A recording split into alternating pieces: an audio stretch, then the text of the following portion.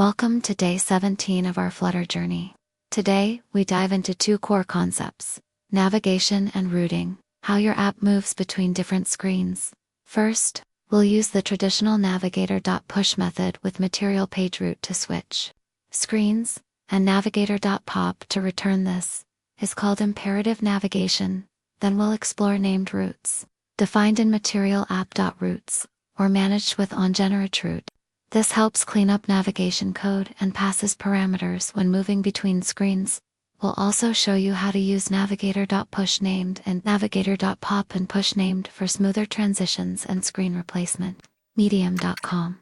If you're building a web app or need deep link capabilities, Flutter's newer Navigator 2.0 and Router API offer a declarative routing approach, allowing your app to stay in sync with browser URLs and handle nested navigation flows.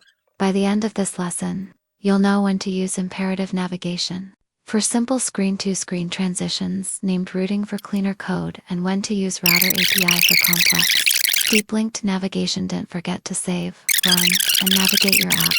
Next screen is just one line away.